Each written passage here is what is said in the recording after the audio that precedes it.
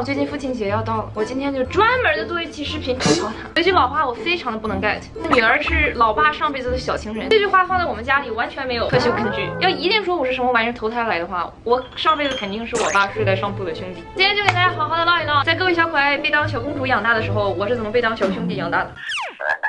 在我还在我妈肚子里的时候，不知道出于什么盲目的自信，他们两个一致认为这肯定是个男孩，估计是我踹我妈肚皮踹太多了。我爸本身就非常想要一个儿子，他真的不是重男轻女，他是一个典型的工科男，非常想要一个小兄弟。大家说一件非常直男的事情，我妈终于去医院检查的时候，医生告诉她是个女孩。我妈回家告诉我爸，我爸当时看着我妈沉默了1个世纪左右，然后安慰她说没事儿，说不定医生搞错了。紧接着我来到了这个世界，我小时候的礼物，生日礼物啊，平时我爸出差带回来的礼物。我也有一颗公主心，我也想要芭比娃娃，但是我爸对我有一颗公子心。我再小一点的时候，特别羡慕别的小朋友，有一套那种过家家的，你知道吗？就是迷你的什么小厨房啊，小什么东西。怀疑可能是我没跟我爸话说清楚，我想要一套各种各样玩具。我爸表示懂了，第二天你给我带回家一套，我爸就是你的工具，小铲子、小桶那些就是一套你玩土的。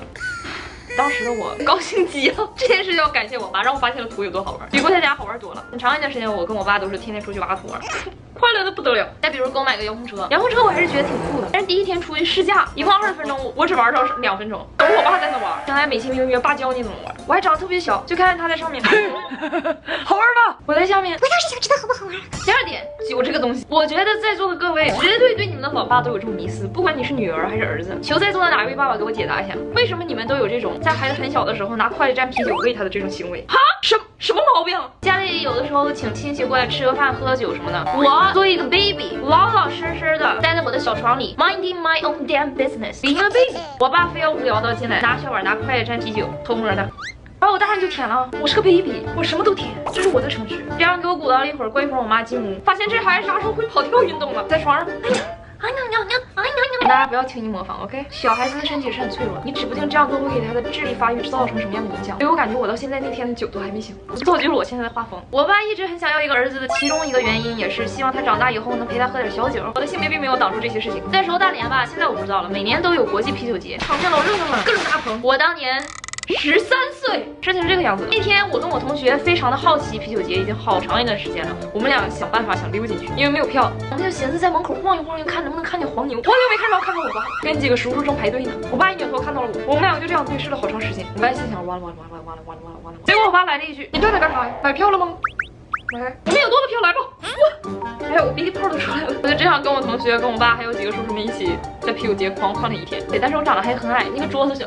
我将就能够得着吗？但是我还要努力的跟着叔叔们一起嗨，趁我爸不注意把他那半瓶啤酒给喝了，直接就回家让我妈一顿电。接下来是体育运动方面，我爸年轻的时候非常的擅长运动，据说他在大学的时候又是足球队的，又是篮球队的，我说还是体操队，我没法想象我粗糙的老父亲做体操的样子。咱们讲道理，体操不是有很多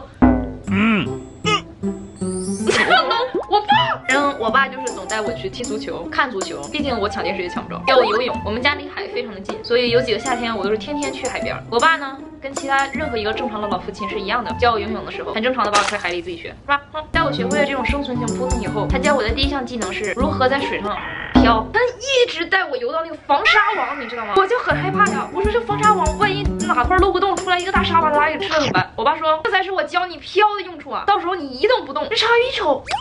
这现在是污染，又一个塑料袋，也有那么点道理。所以你看，我爸平时说话就跟我以前视频床边故事的画风是一样的。我爸的影响呢，我也开始喜欢上了看足球，虽然我还是挺白痴的。那年世界杯我已经上高中了，第二天还要上学，结果凌晨4点，我爸突然闯进我的屋，哎，姑娘，今晚半决赛，起不起来看？我说走啊，正看着起劲呢，肯定的，我妈肯定出来。在我妈出来的一瞬间，马上转过头跟我说，妈呀，都几点了？你咋出来？咋回事啊？我当时咋回事？咋回事？你现在不清楚吗？咋回事？就关键时候我跟我爸都是互相出卖，所以这玩意儿也别互相计较。在我妈面前为了保命，我俩面对友的级别都是差不多。我跟我爸的笑点非常搭，这其实我就是我爸。我们两个看小品啊，还是看什么喜剧，绝对会在同一个梗爆哭狂笑。这时候你就会看到我大学老师的妈从旁边很不解的看着我们俩，好笑吗？在我看来根本就不是幽默，是低俗。所以说，虽然从小到大我妈教育我、照顾我非常的尽心，肯定比我爸细心多了。额头上这个疤，有一次我爸带我出门，我那么小，在楼梯口等他锁门，他那大公文包锁门的时候，他们一飘，把我抡到楼梯底下了。我撞那个走廊暖气片上，直接给我干晕了。我爸还可能锁完门一看，哎，孩子咋的？哎呀，你在底下躺着呢，在干啥呢？但是如果没有我爸，带我出去上大自然里玩、画图、游泳、运动，鼓励我做我自己，追求我的爱好，也不会有今天坐在镜头面前给你们这样讲故事的我。父亲节就快要到了，祝我的老爹，天下所有的老爹节日快乐！好，小可爱们，如果你有任何其他想要吐槽你老爸的话，留言告诉我。I'll see you guys in my next video. 啾咪，拜。